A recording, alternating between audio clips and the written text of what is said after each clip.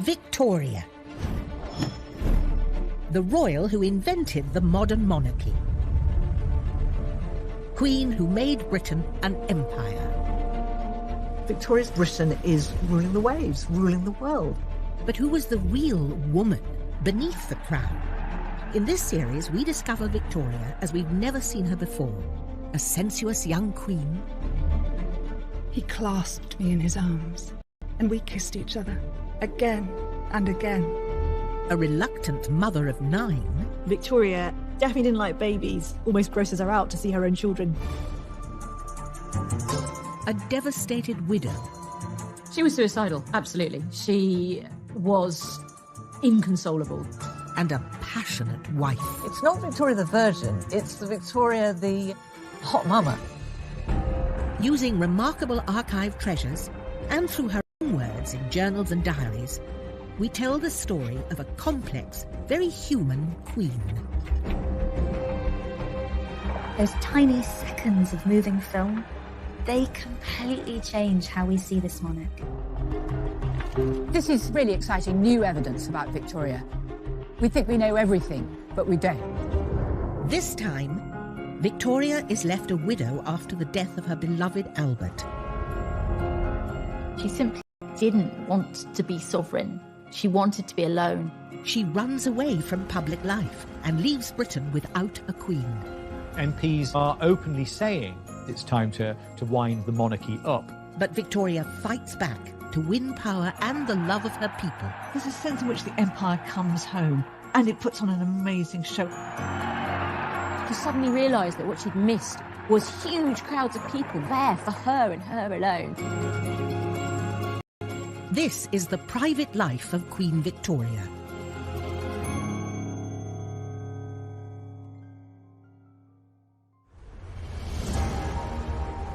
After 60 years on the throne, a regal Queen Victoria celebrated her Diamond Jubilee. Victoria was now the ruler of an empire that spanned the globe. She was probably the most famous person on the planet.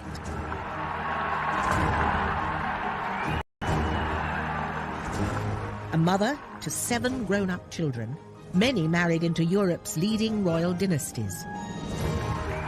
The 78-year-old monarch, loved by her people, waves at the cheering crowds on this summer day of 1897. She's smiling at people and she's laughing and she enjoys so much that connection with her public. Monarch and matriarch, she defined an era. She was the only monarch the vast majority of people had ever known on the throne. So I suppose it's a little bit like Queen Elizabeth today. Who among us can envisage a time when there isn't a Queen Elizabeth? Victoria was, in a very real sense, Britain. All vied with one another to give me a heartfelt, loyal and affectionate welcome. I was deeply touched and gratified. The Jubilee had been a moment of triumph.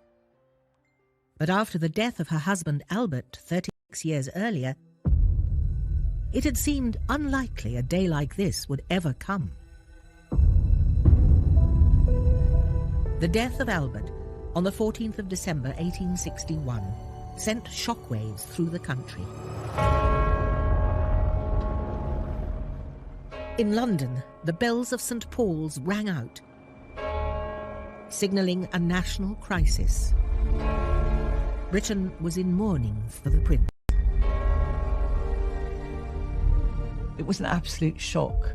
The man was only 42. It's a little bit like Princess Diana's funeral. I sense that there's an absolute sea change, that something important has happened. And while the nation mourned, Victoria was tortured by grief. She had lost the love of her life, she'd lost her partner, her friend.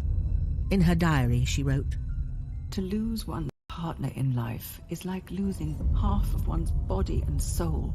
It's like death in life."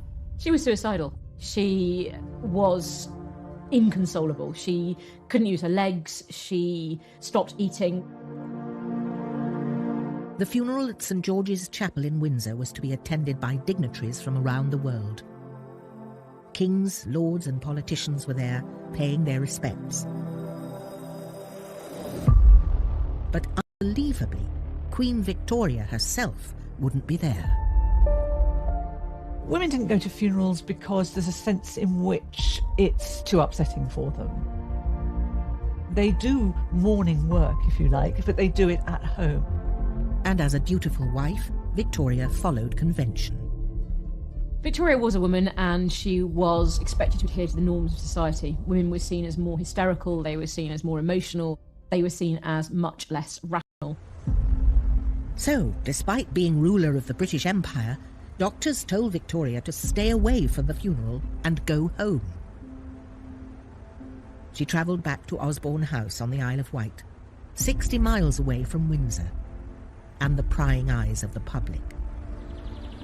Like it was business as usual. For the monarchy, it was considered essential to national morale. So this is from the Dundee Advertiser, Friday 20th of December, 1861. That the shock has not seriously affected the Queen's health will rejoice the heart of all her loving subjects. Indeed, so favourable is the state of her health considered to be that no further bulletins are to be issued. So basically what this is saying is, don't panic, Britain, the Queen is absolutely fine. Except we know she really, really wasn't. While she mourned on the Isle of Wight, the state funeral to bury her husband began at the chapel in Windsor.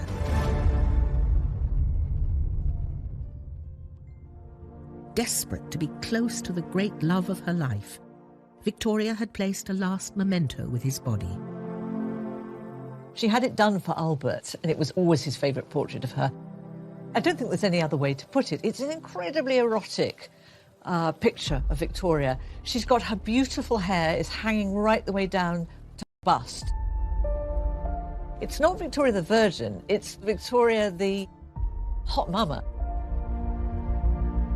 When the time finally came to bury Albert, Victoria confessed to her oldest daughter, Vicky, how pointless her life now felt. It is 1 o'clock, and all is over. But oh, only to have feelings of utter broken-heartedness, utter despair of the life I am to lead.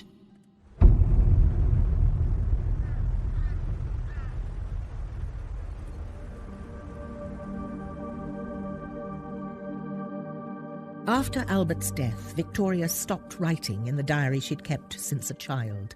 Now, nearly 3 weeks later, she began writing again, but only to say how desperate she felt.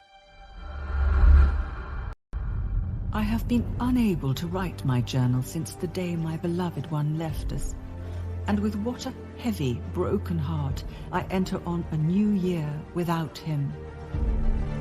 Victoria hadn't only lost her soulmate, but her great support, and now she'd have to manage alone.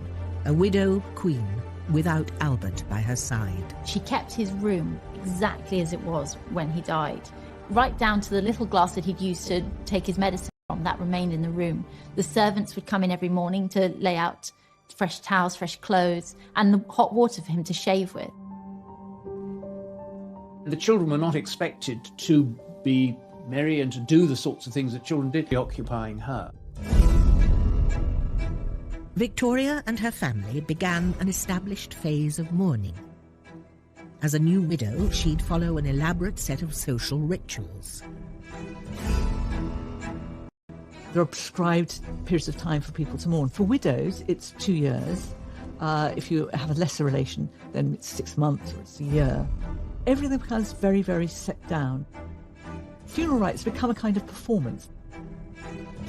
For this period of mourning, widow women were expected to only leave the house when they absolutely had to and stay out of kind of social events. So the dress had to be black, but also accessories, the handkerchief, the lace, the stockings, shoes, belt buckles, everything had to be black. Victoria's mourning wear became her signature look, like a uniform for facing her public without Albert. Victoria, although she initially announced she would wear mourning for at least 2 years, very quickly decided that she was going to wear deepest mourning for Albert for the rest of her life. She didn't want to surrender her grief because her grief became an expression of her love for Albert. It's how she defined herself. Grieving for Albert was now all Victoria cared about, despite her public duties. But his death meant that she was now left alone to rule. When Albert was around, she was eclipsed in terms of the position that she held, because he took over much of the direction of the monarchy. She'd effectively been indoctrinated, and so suddenly to be without this man who had persuaded her that she needed him, it was actually terrifying for Victoria. The amount of work which comes upon me is more than I can bear. I, who always hated business, have now nothing but that. Public and private, it falls upon me. Soon, the pressure to be monarch and widow was too much. Victoria fled from Buckingham Palace and the scrutiny of public life to the remote Scottish Highlands, her special place to rest and retreat. But by doing it, she left Britain without a queen.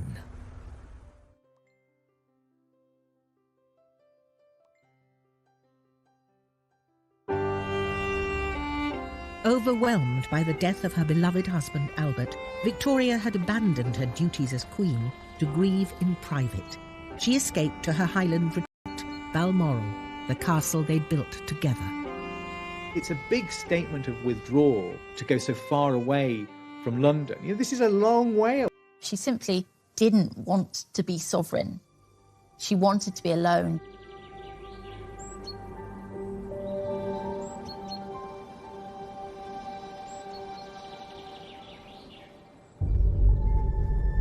Balmoral gave Victoria the privacy she wanted, but it came at a cost. It was filled with memories of Albert. Everything, even down to the smallest detail, is somehow associated with him and his memory.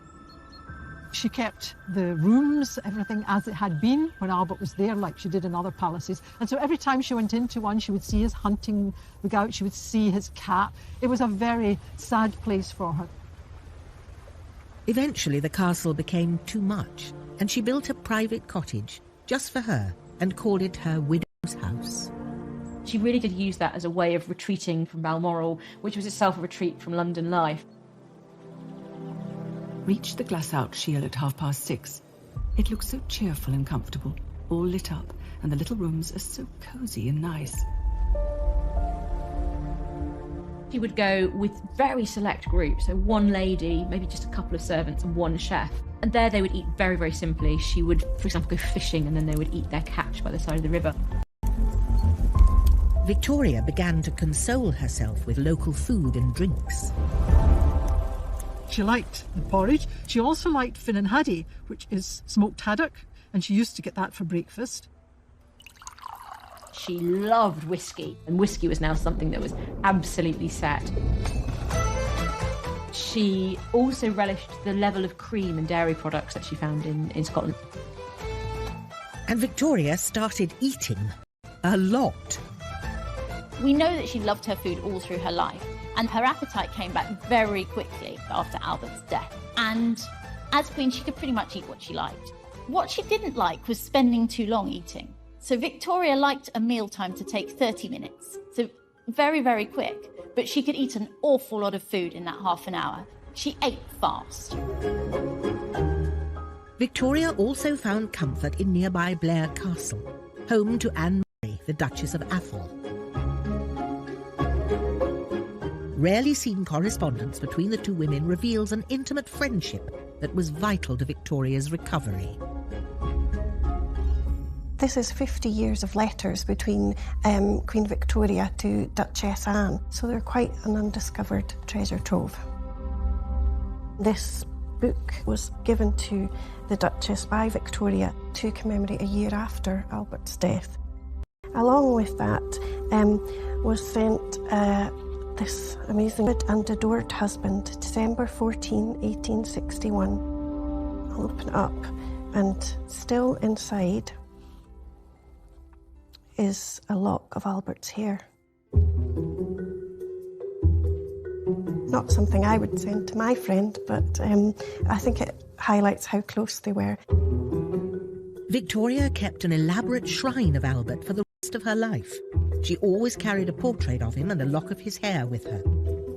She even had a cast of his hand made. A new trend for mourning merchandise fascinated the Victorians in the 1860s. Necklaces, brooches, gifts, and even glasses were popular ways for people to remember their dead. They often included artefacts from the person who had passed. Teeth, hair, weird clippings of things. So there is this real culture of keeping the dead close.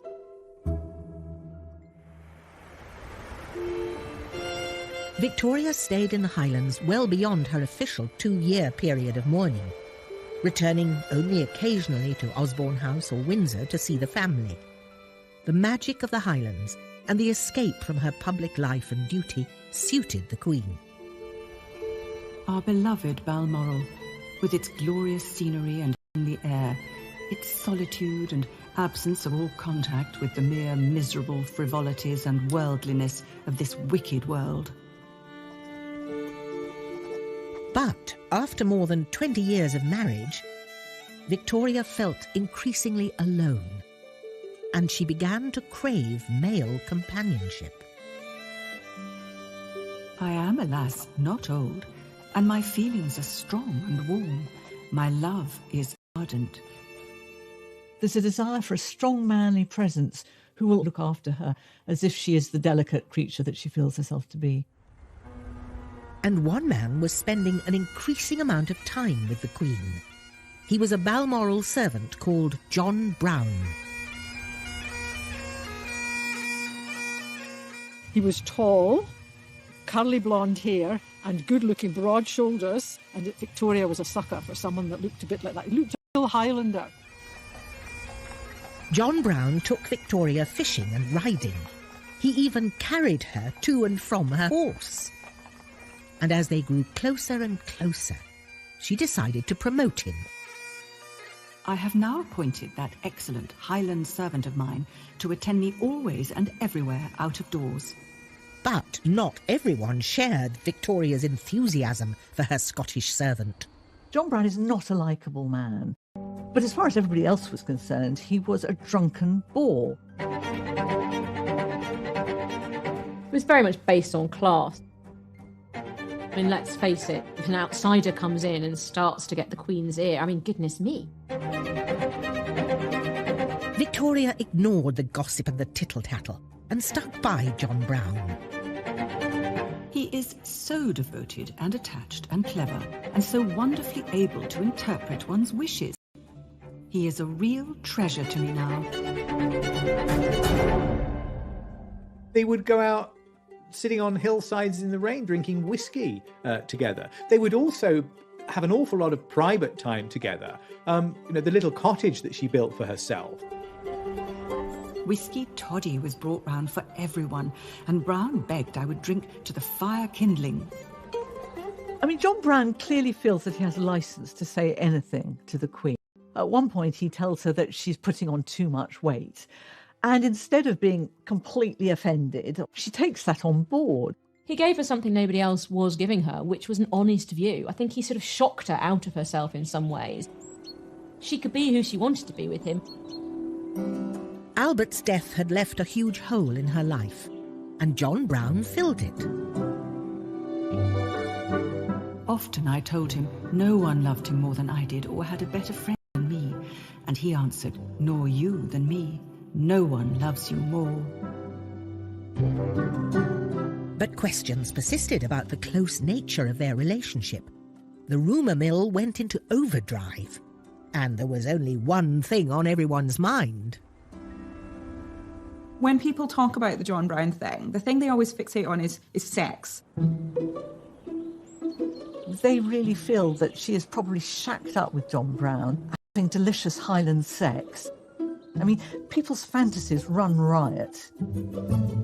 We thought she was in mourning. We thought she did nothing but weep over Prince Albert.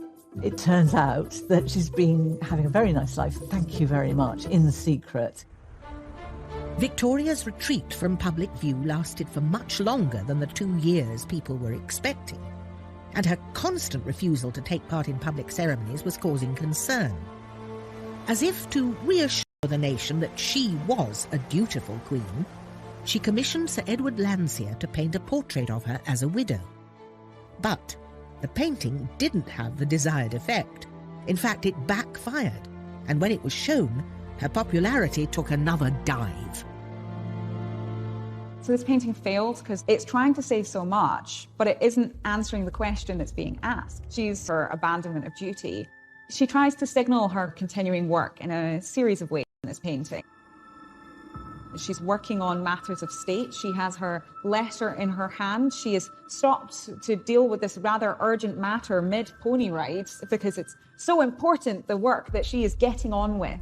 She also suggests that she's keeping up with her motherly work. We have an image of two of her daughters very content in the background. But the public didn't want a painting. They wanted to see their queen in person. By the mid-1860s, her ministers and even her own family were becoming frantic about her absence. And people started to ask, was she even fit to rule?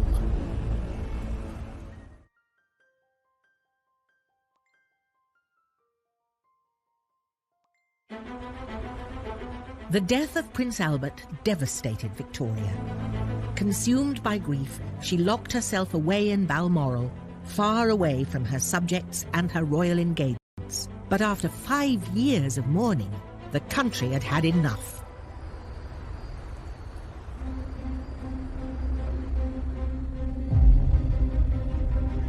Basically, what's happening here is that Victoria is doing what she wants to do, and she's using her grief as a weapon. Because when people say you ought to spend more time in London and you ought to be seen, she says, I can't possibly do it. My nerves are so awful. It's something that she could put up as a defence when she doesn't want to do something. And it's difficult to challenge a widow, isn't it, really?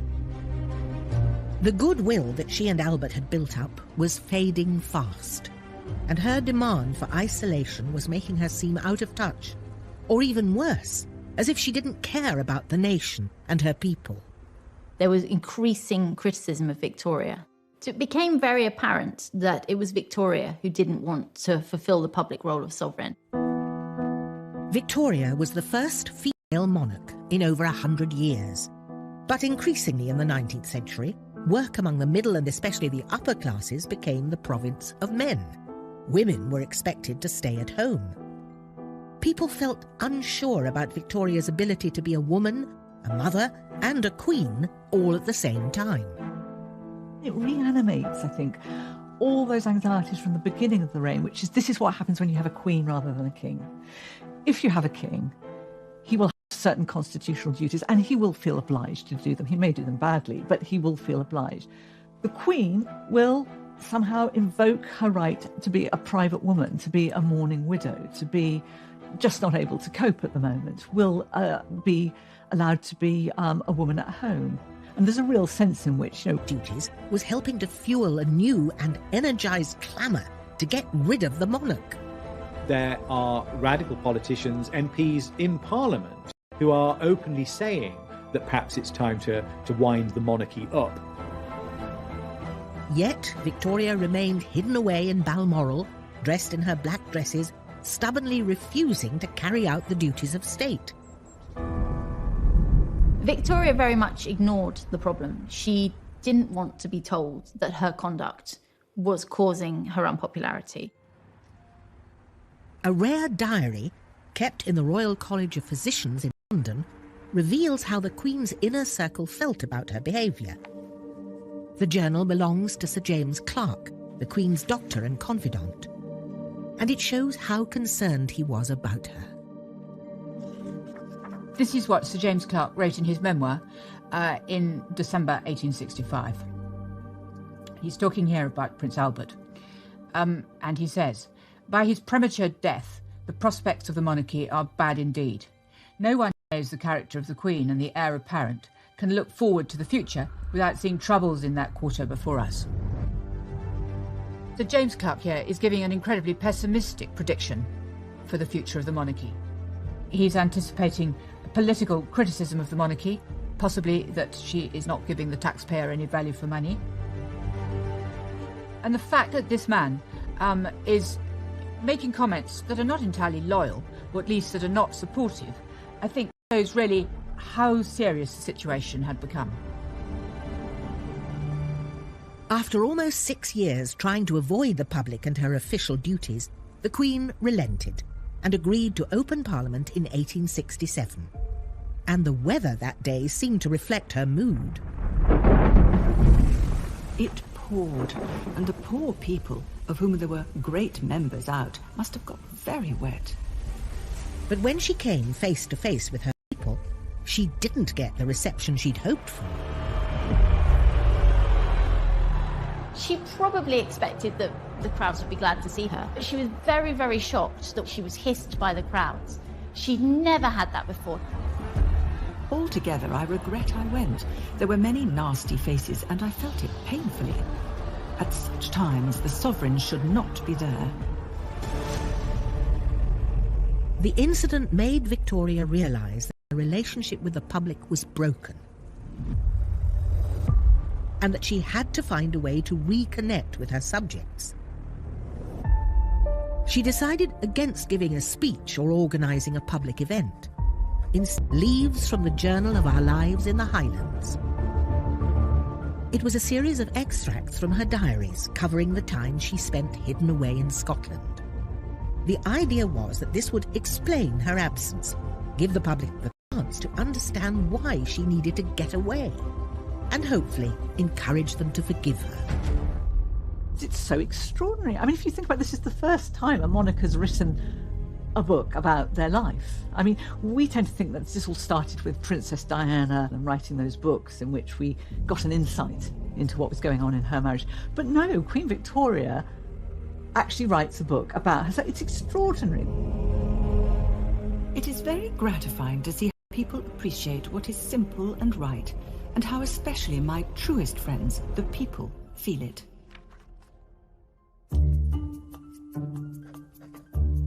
Victoria was really proud of her book and wanted to show it off to those she admired, particularly her favourite writer, Charles Dickens. He agrees to meet her, and she very coyly gives him a copy of her book and says something along the lines of, "Mr. Dickens, I know I'm really a patch on you, but, please accept this." And he has to do a sort of smirk through gritted teeth. But he thinks the book is, he calls it preposterous. Although Dickens was not a fan of the book, the public snapped it up, and it sold more than 18,000 copies. The letters flow in, saying how much more than ever I shall be loved, now that I'm understood. Her book had achieved its objective. Victoria was back, and she intended to seize this new goodwill and run with it. But in 1871, just as she was getting back on her feet, she received devastating news.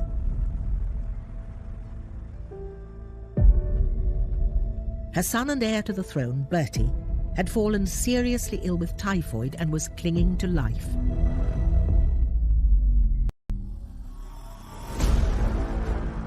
Typhoid was a waterborne disease and was common in Victorian Britain. It claimed thousands of lives each year. It hit working classes the hardest, those with poor access to clean water, but it didn't spare the royal family. When she heard the news about Bertie, Victoria rushed to her son's bedside at his home in Sandringham. We know from the diary that she was there with him most days, watching him, and he's not always lucid, and she was very concerned about his health. Kissing and stroking his arm. He turned round and looked wildly at me, saying, "Who are you?" And then, "It's Mamma." "Dear child," I replied. To make things even harder for Victoria, Bertie's illness coincided with the anniversary of Albert's death. It looks as though Edward may die on the very day that Albert died. It's exactly 10 years. There starts to feel something very, very mythic about it, as though this is how the gods are going to play out this game. Petrified, all Victoria could do was wait as the deadly disease ran its course. Outside the palace, the nation was also waiting and watching, desperate for news of the future heir. And as they waited, what they saw was their queen as a caring mother, tending to the needs of her sick child. By looking after Bertie, she was looking after both her son and her heir, and that was the work of both the Queen and the mother. And so this was her being sort of constantly there. It really touched a lot of people. Finally, on the anniversary of Albert's death, Victoria received some good news. It seemed hardly possible to realise the day and to feel that on this very day, our dear Bertie is getting better instead of worse. Victoria seized the opportunity to share the news of his miraculous recovery and her joy as both a mother and a monarch. It seemed like a message from Albert that this was her moment, and she took it.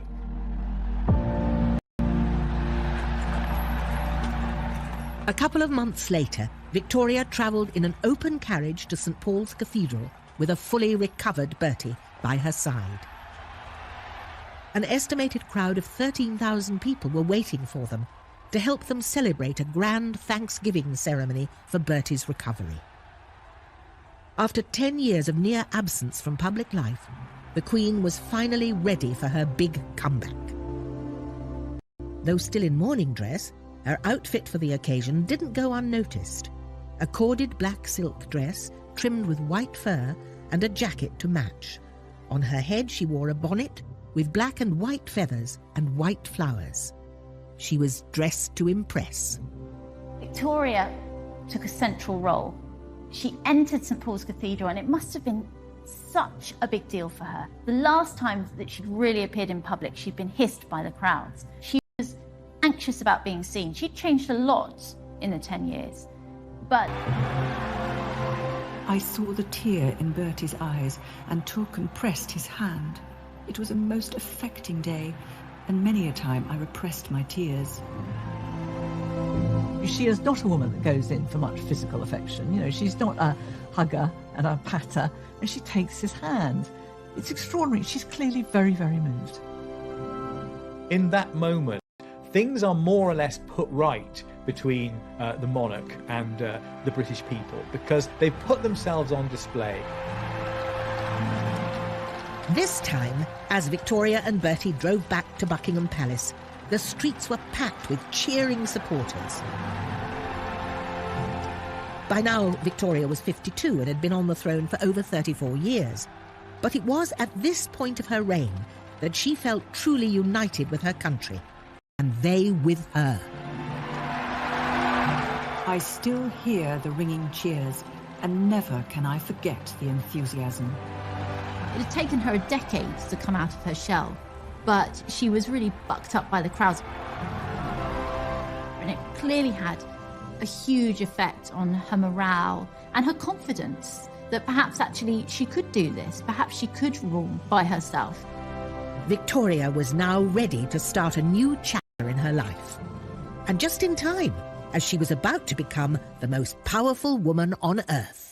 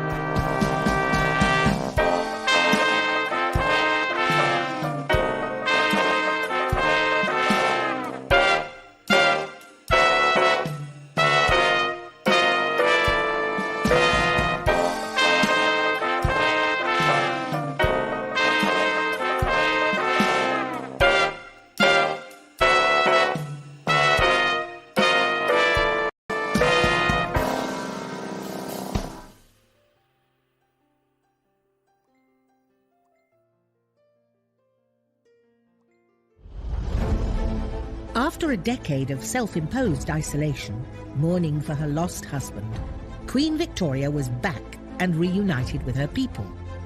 To celebrate her return, she wanted to make a statement on a grand scale. So she decided to take over a project already started by Albert, the redevelopment of West London.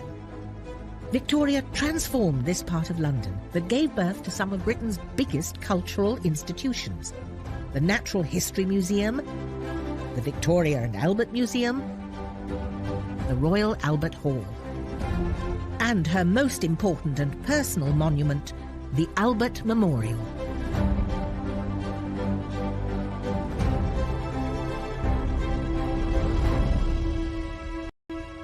After the dreadful calamity of December the 14th, I desired that dearest Albert's statue should surmount it. Victoria inaugurated the Albert Memorial in 1872, and its design was her husband as she remembered him. The memorial is really magnificent. The bronze figures and mosaics are all beautifully executed. You see him here looking incredibly just masculine. He's got these gigantic thighs and then the kind of thick muscular shins. You see him kind of casually leaning with his legs spread, sat under the shelter of this rather large phallic structure. The memorial commemorated her great love, but it was time for her to move on. By this point in her reign, Victoria had been queen without Albert for almost as long as she'd ruled with him. The support of her people now gave her the confidence to shape her own destiny.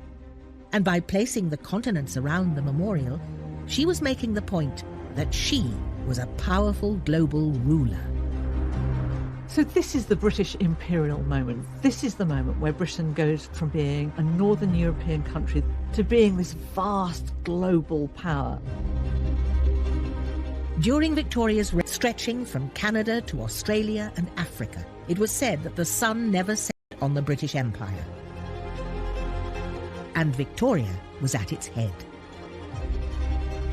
The 1870s are really a time where England and London are becoming really confident in their power and their success and their cultural influence. So it's a time of great fashion, it's a time of great music and excitement and arts and culture. And so there's this real belief that the empire is doing an awful lot of good for the people at home. There was one country in the empire that was having a particularly strong influence on Victoria: India. I saw Lady Napier, who talked very pleasantly of India, of the climate, of the natives, their intelligence and faithfulness, etc. For Victoria, India was this far-off, exotic place. She would never visit India, but she was fascinated by the clothing, by the culture, by the art, by the people. You see that slowly throughout her journals then, from that period onwards, that she talks about our Indian empire, our Indian territories, my subjects in India. So she's already internalized this idea that this is her domain. Victoria had overcome the death of Albert. She was now queen of the world's largest empire, but that wasn't enough. She wanted more. Vicky, her daughter, has become Empress of Prussia, and there's something about that Empress that really sticks in Victoria's craw. She thinks, Empress, that sounds a bit grander than being queen. I think I should be Empress. Luckily for Victoria, there was a new leader in number 10, one who would help her realise her ambition: Prime Minister Benjamin Disraeli. He loves Victoria, and he knows exactly how to play Victoria. He's a bit of a flirt. He almost gives the impression of being a little bit in love with her. And I think there's a bit of Victoria that still likes the idea of men being in love with her. I think the present man will do very well and will be particularly loyal and anxious to please me in every way. With the help of Disraeli, Victoria achieved what she wanted. She was officially proclaimed Empress of India on the 1st of May 1876. An event widely celebrated there. My thoughts much too taken up with the great event at Delhi today, and in India generally, where I am being proclaimed Empress of India. The Empress title meant a lot to her because empresses trump queens, which meant that she now had the same status as her daughter. In fact, arguably greater status, because Empress of... She's to press to make her recover that joy she felt when she first became queen. So it's a way of sort of reigniting that spark, that flame in your monarch. A new reign.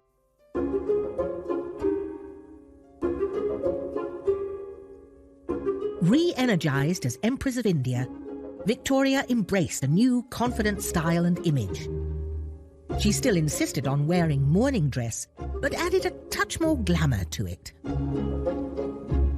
In the earliest widow's wear, she wears these very plain, very harsh dresses, completely black down to the details and very little ornaments. And there's something so heavy.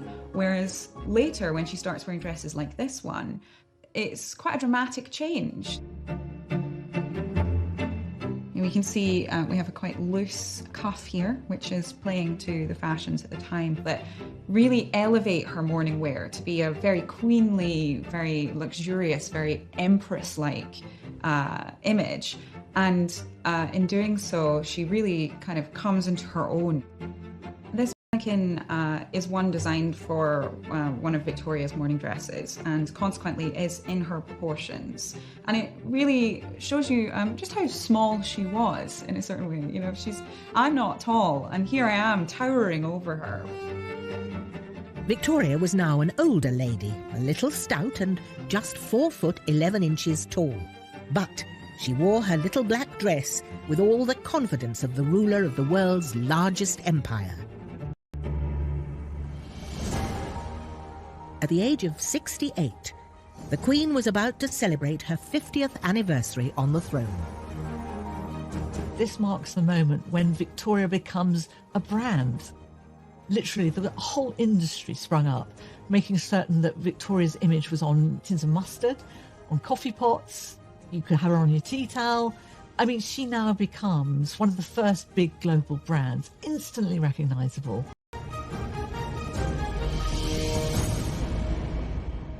But while the whole world was getting excited about the Jubilee preparations, Victoria wasn't in the mood to celebrate.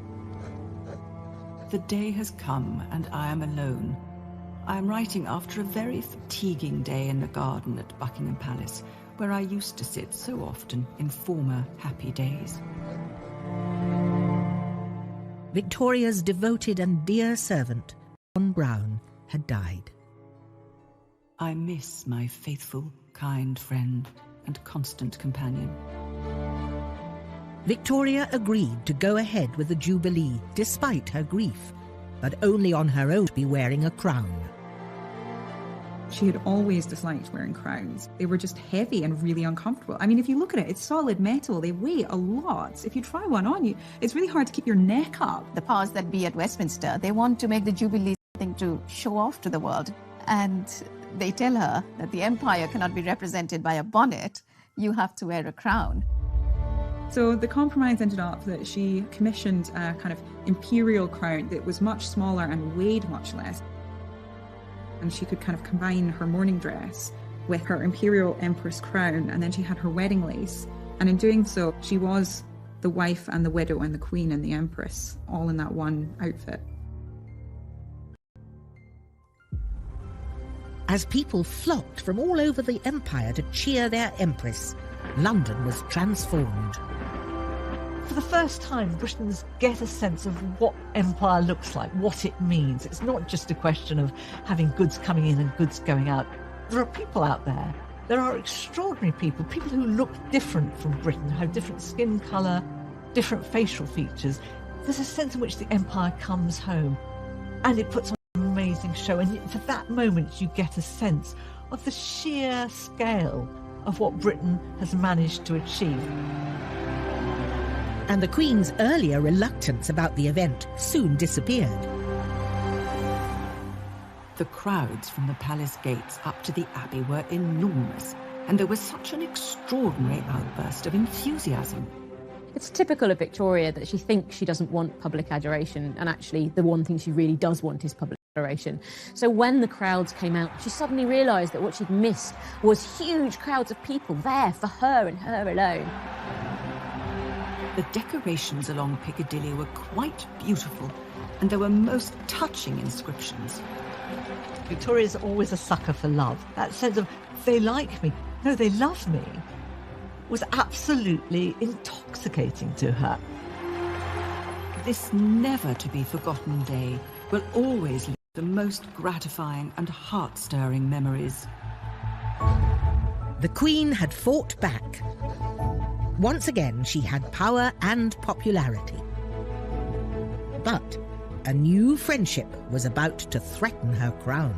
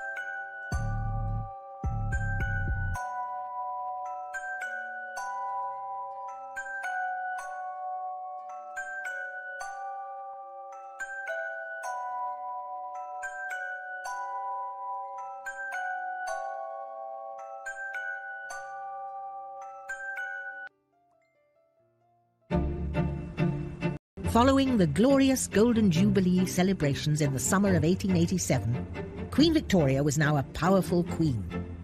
To celebrate her new Empress title, she was overwhelmed with gifts from all over the world. And something unexpected came from India. 2 young men to serve at Her Majesty's pleasure.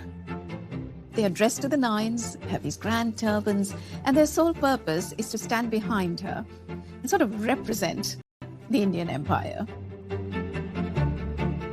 The 2 new servants, before they serve, they come and they kiss her feet. And Abdul Karim, he's been told that you have to walk backwards, you must not look at the Queen. And of course, what do you do when you're told don't look up? He looks up. The one, Mohammed Baksh, very dark, with a very smiling expression, has been a servant before. And the other, much younger, called Abdul Karim, much lighter, tall, and with a fine, serious countenance. She dismisses Baksh in one sentence and writes a lot more about Karim. So we know right from the start, he's got her eye.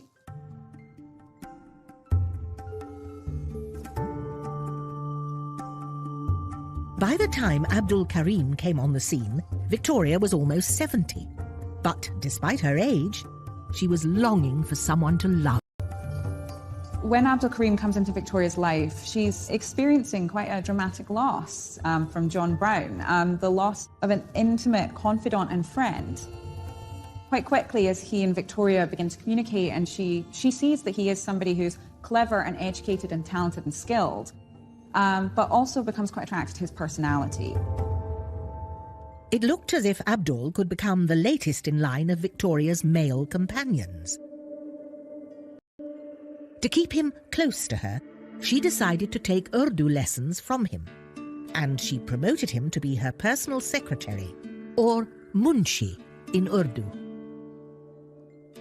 I particularly wish to retain his services, as he helps me in studying Hindustani, which interests me very much, and he's very intelligent and useful. She took great pleasure in learning and writing this new language from her ever-expanding empire, learning to say things like, "The tea is always bad at Osborne House. The egg is not boiled enough." She got off on the fact that she could learn something new, even at a relatively advanced age. And he was someone who thrilled her with his exoticism, with his words, with his personality.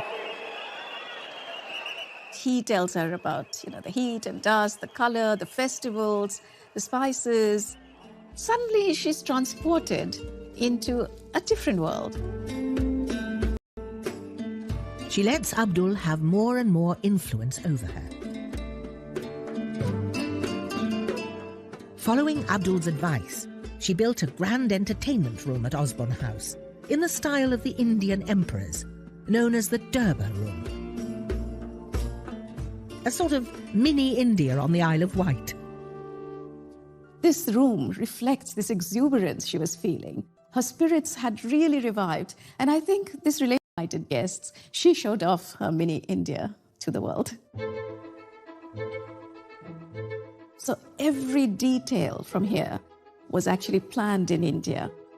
Every object in this room, the lamps, the curtains, the carpet, they were all brought from India. The room looked very fine, with the chimney piece finished and surrounded by a beautiful peacock with a spread tail. Victoria used the room to entertain guests from all over the world and remind them of her status as Empress of India. So this beautiful book is the ledger of all the menus of the lunches that were done in Osborne House. So let's open it up a bit. There we go. Wow. It's heavy. So this is the lunch menu from Sunday, the 13th of February. And it's got lots of items listed on it. Some are in French. But here we have the very special item that was one of Queen Victoria's favorites, and it's Indian chicken curry. And this was served nearly every day. The other favorite was dal, which was also served, so she was the original curry fan. Does show her interest in food, her adventurousness, and her open-mindedness as well when it came both to food and to cultures which were not her own. Victoria loved her food, and her new fondness for curry became a national obsession. We do see that real curries, that real taste, real spice, how to cook them, starts to make its way from Victoria's court out into the general public. And people like Eliza Acton, who publishes a very famous cookbook for housewives, especially for middle-class housewives, starts to include recipes for how to make your own curry. While Victoria was enjoying eating curries and spending time with Abdul, friendship didn't go down well with the rest of the court. It crosses so many taboos. He's much younger than her, he's very lowly born, and of course he's of a different ethnic background. I mean, that is so shocking to people. He was hated by the court, both because of racism, but also because of classism. He was seen as having undue influence on the Queen. In many ways, these were all the arguments that had been rehearsed with John Brown, but now added into that was this real, nasty element of racism as well. Once again, Victoria's personal life threatened her position as Queen. Soon, even her own children joined the conspiracy and turned against her. Bertie in particular. She's treating Abdul as the son, and the real son is sort of being sidelined. And there is this letter, and you will be courteous to the Munshi. You will do this, you will do that. And at the end of it, it's Sisi, the Munshi. So he's copied in on this letter. Bertie's so furious with their relationship, he does something incredible. He sends a letter to the Queen's doctor and asks him to write a report suggesting that she should step down on grounds of insanity. Well, Queen Victoria is Queen Victoria. She is not going to be bullied by her doctor or her son or the household. So she gives it right back to them. Victoria was ahead of her time when it came to racial justice. In anger, she wrote a cutting letter to the court, accusing them of snobbery and racism. The Queen would wish to observe that to make out the poor good Munshi is so low is really outrageous, and in a country like England, quite out of place. Victoria, even in her old age, is a feisty woman. I think she is enjoying this, this clash she's having with her son, with the household. It's giving her a lot of energy. Victoria won the fight and kept Abdul by her side for the rest of her life. To her family and her nation, the feisty queen seemed tireless and eternal. But her energy couldn't last forever.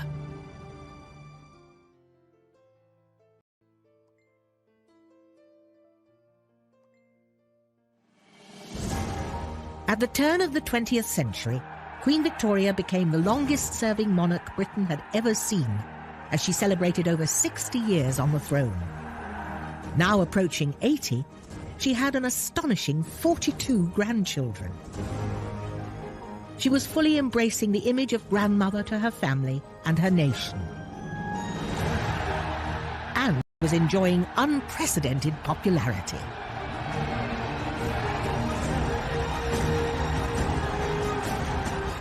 No one ever, I believe, has met with such an ovation as was given to me.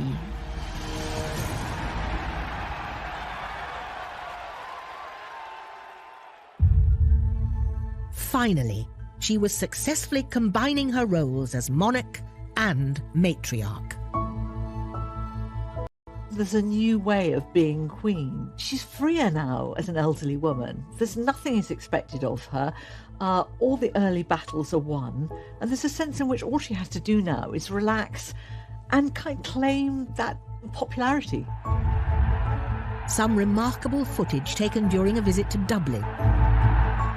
What we have here is truly amazing. She's an old woman, but she's still engaging with the crowd. She's seen so many crowds during her lifetime, but their love continues to please her. I can never forget the really wild enthusiasm and affectionate loyalty displayed by all. Those tiny seconds of moving film, they completely change how we see this monarch. She's not dull and boring and a woman trapped in grief who has no joy in life.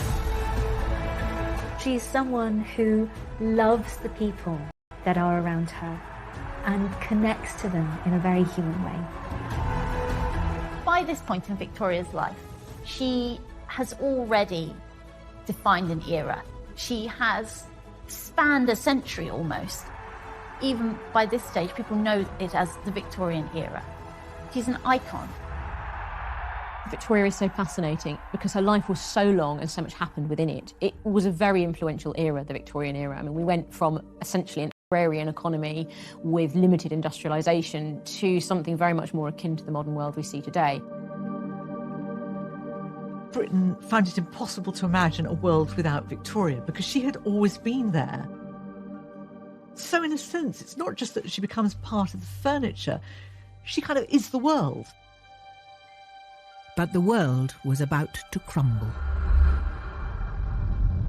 As the winter of 1900 approached, only a few months after her Dublin visit, Victoria started to feel ill.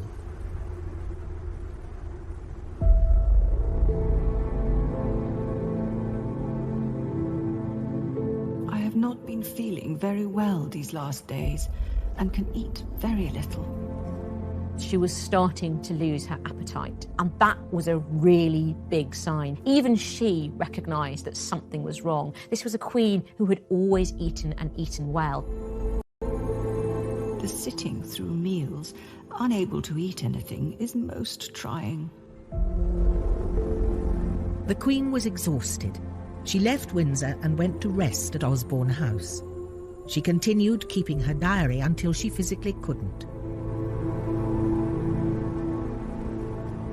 On the 13th of January 1901, after 69 years of almost uninterrupted journaling, a diminished Victoria dictated her last diary entry to her daughter. Had a fair night, but was a little wakeful. Got up earlier and had some milk. At 5:30 went down to the drawing room, where a short service was held. A week later, on the 22nd of January 1901, Victoria was lying in bed. She couldn't believe the end was coming. I don't want to die yet. There are several things I want to arrange. She died a lot and kept coming back to life. So in the morning, they thought they were going to lose her as she slipped slowly to what looked like a final coma. But no, she fought her way back again. She even signed some letters and had something to eat. You really do get a sense of a queen who still sees that there is life to be lived and isn't willing to stop living it yet. But that same day, at 6:30 p.m, Victoria whispered her final words. Interestingly, her last words are supposed to be Bertie. We don't know if that was said in sorrow, anger. I think it's very, very telling, because she knows now this young man, now actually 59, is the way forward.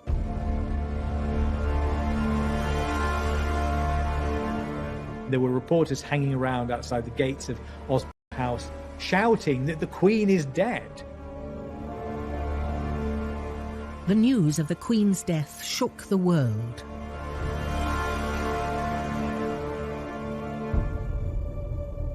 I think people feel that something of their own lives has gone. There's a sense in which they have lost a family member. The nation isn't sure that it can cope without its grandmother. The nation is asking itself, what will become of us?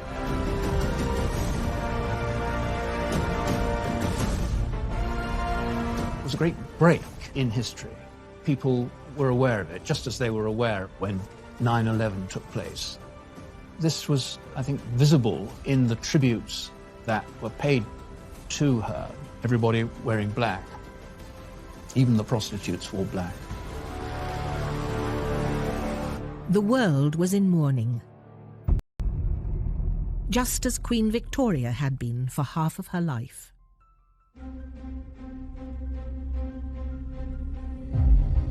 Victoria was the queen who defined herself by her widowhood. When we think about Victoria, or the British Empire, or the country that she ruled over, we're thinking about this period in her life. When we picture Victoria, we're thinking about the widowed Victoria ruling alone. The birth of this new Victoria was a difficult birth. It took her a decade from Prince Albert's death to understand that she could separate the Queen from the woman. But after that, she didn't really... But Victoria's own words revealed she was always more than just a queen. She was a princess, a wife, a mother, and a widow. A ruler and an empress. One of the most iconic monarchs Britain has ever seen.